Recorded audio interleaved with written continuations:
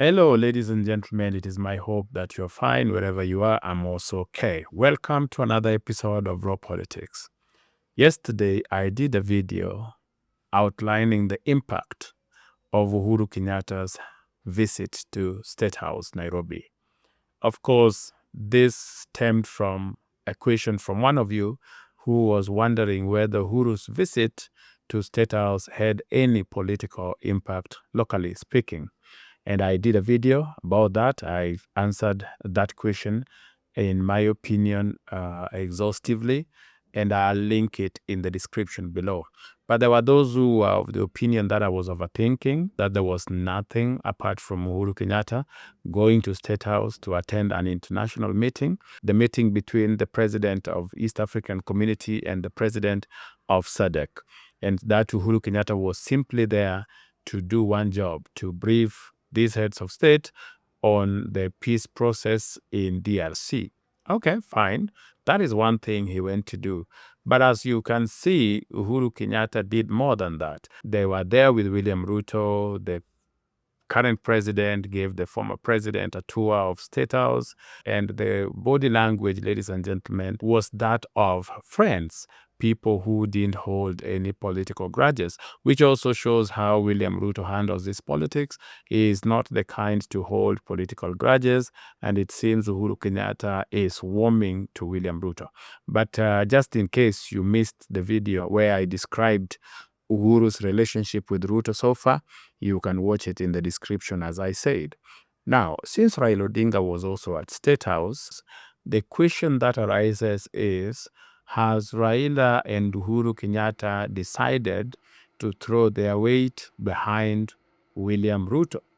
And if so, what is the significance? What is the value?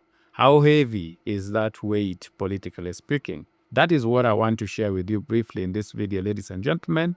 If you are interested in that, continue watching. And if you're watching this channel for the first time, take a second, subscribe so that we grow together, and also so that you are notified whenever we produce videos of this nature.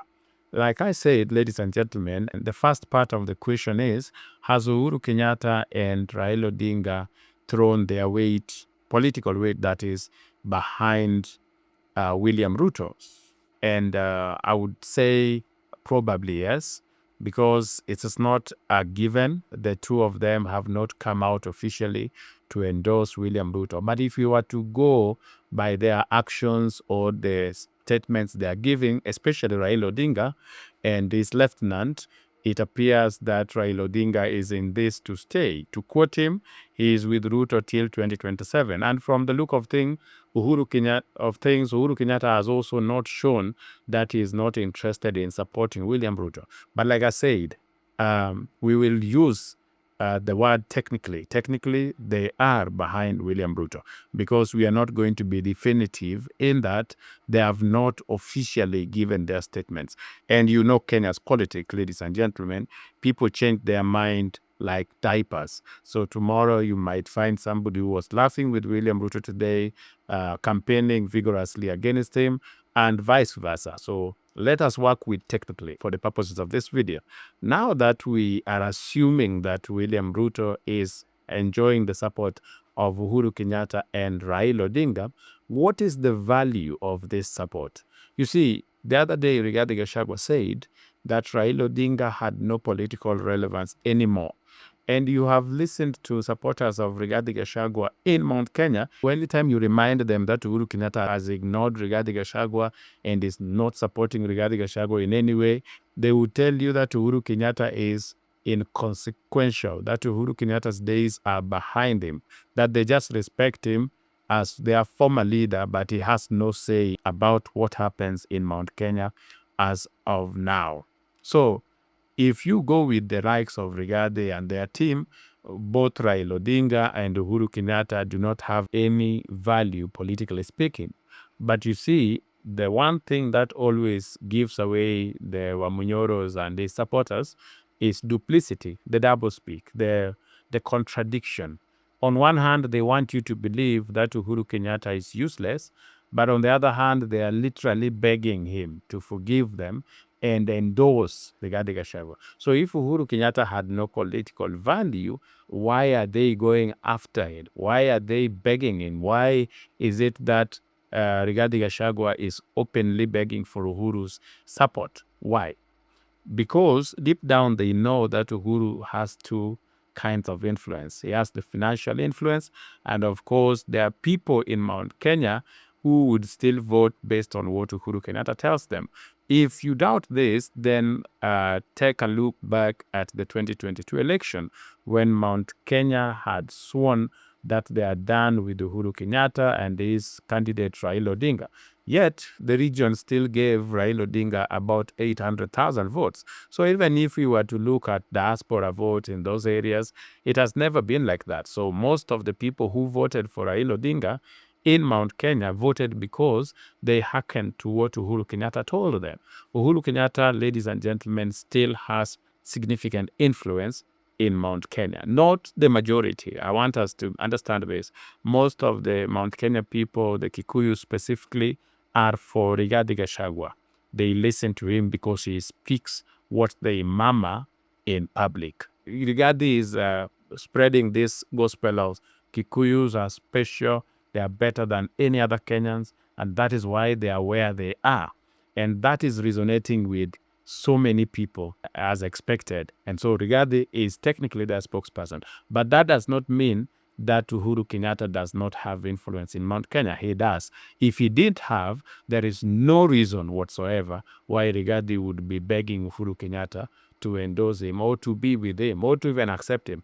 There will be no reason why supporters of Rigathi would be all over trying to disassociate William Ruto from Uhuru Kenyatta.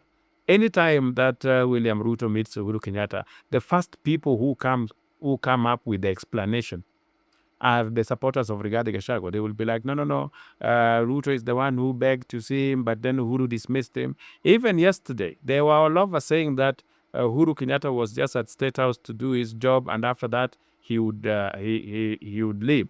But then they were really disappointed when Uhuru Kenyatta was getting a tour and they were laughing and pushing each other and etc. So they know deep down, ladies and gentlemen, that Uhuru Kenyatta has influence.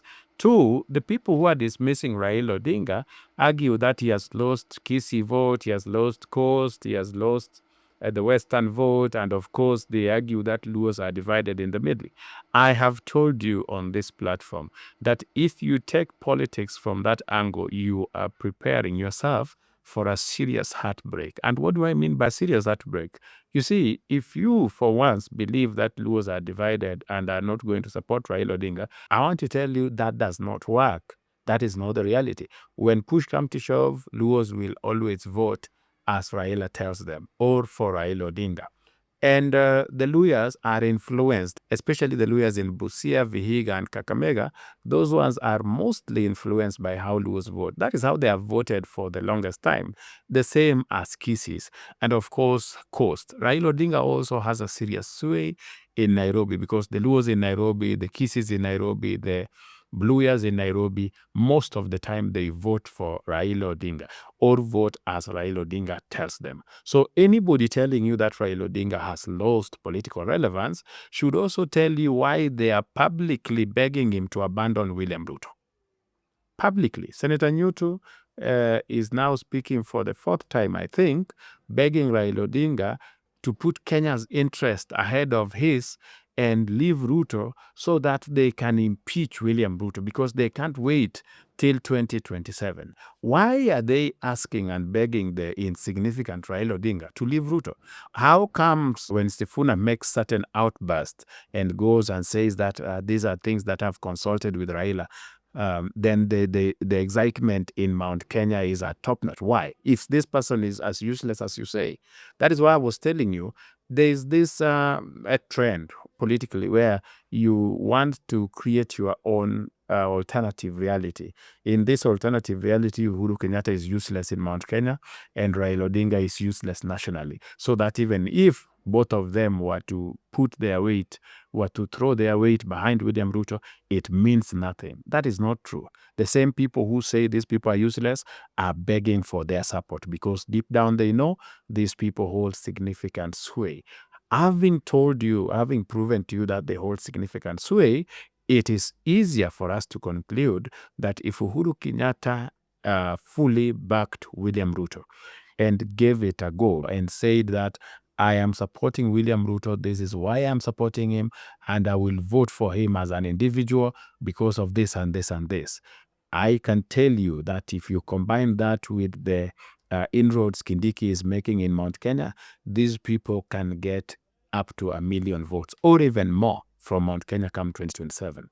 Two, if Raila Odinga fully backs William Ruto and gives a statement and says that in 2027 I will not be vying, neither will I be supporting any other person apart from President William Ruto, then I tell you that William Ruto is guaranteed of at least 4 million votes just from Raila Odinga's endorsement, ladies and gentlemen. That is how powerful the endorsement from Raila Odinga and Uhuru Kenyatta is.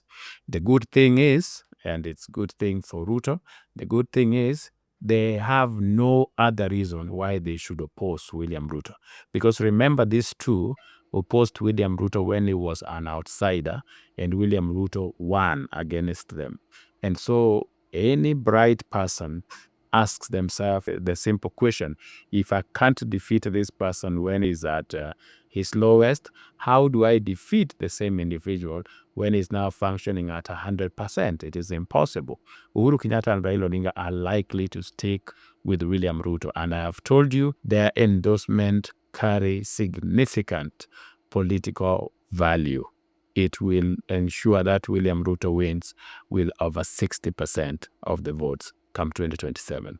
Ladies and gentlemen, I hope I answered the question, what is the political value of Raila and Uhuru's endorsement of William Ruto?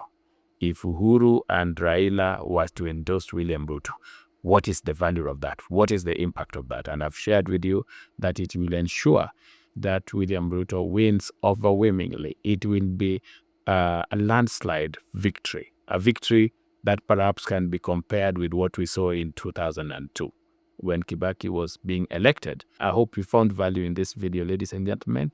If you did, let me know in the comment section. Let us engage. If you have a different view, let me also hear from you. We are here to learn and to hear from each other. Otherwise, don't forget to like the video. Don't forget to share the video with friends. And also, if you have not subscribed, take a moment, subscribe to the channel so that we grow together. In case you missed the video where I shared the value of Uhuru Kenyatta's visit to State House, watch it here.